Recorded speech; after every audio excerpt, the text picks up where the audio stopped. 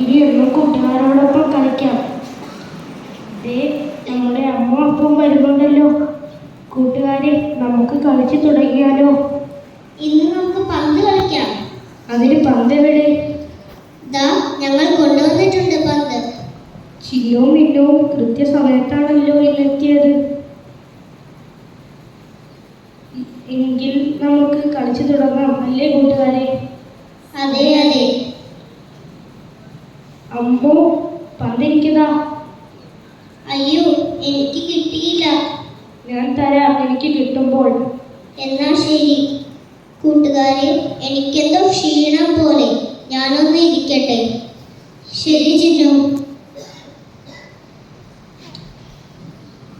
വേഗം വേഗം വേഗം താങ്ങൂ. അയ്യോ, നമ്മുടെ ചിന്നുവിനെന്തോ പറ്റി. വാ കൂട്ടുകാരെ, നമുക്ക് നോക്കാം. ചിന്നു ചിന്നു. അയ്യോ, ചിന്നു എണീക്കുന്നില്ലല്ലോ. മിന്നു, വാ, നമുക്ക് വെള്ളം എടുത്തു വരാം. ചിന്നു ചിന്നു. അപ്പു, വരൂ, നമുക്ക് സഹായത്തിന് ആരെങ്കിലും ഉണ്ടോ എന്ന് നോക്കാം. ചിന്നു, എണീക്ക് ചിന്നു. അയ്യോ മോളെ, എന്തു പറ്റി മക്കളെ? അറിയില്ല അങ്കിൾ, അവൾ പെട്ടെന്ന് വീഴുകയായിരുന്നു. ആ വെള്ളം തന്നെ മക്കളെ. എണീക്ക് മോളെ. കൂട്ടുകാരെ, നമ്മുടെ ചിന്നു എണീറ്റു. ഇപ്പോൾ ക്ഷീണം മാറിയോ ചിന്നു?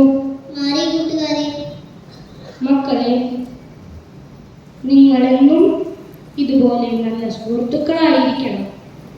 ഒരുമിച്ച് ചിരിച്ചും കളിച്ചും അപകടത്തിൽ കൈകോർത്ത് ഉറ്റ സുഹൃത്തുക്കളായിരിക്കണം. ഞങ്ങൾ എന്നും നല്ല സുഹൃത്തുക്കളായിരിക്കും. സങ്കടത്തിലും സന്തോഷത്തിലും നമുക്കൊപ്പം ഒരുപോലെ നിലനിൽക്കുന്നവരാണ് യഥാർത്ഥ സുഹൃത്തുക്കൾ.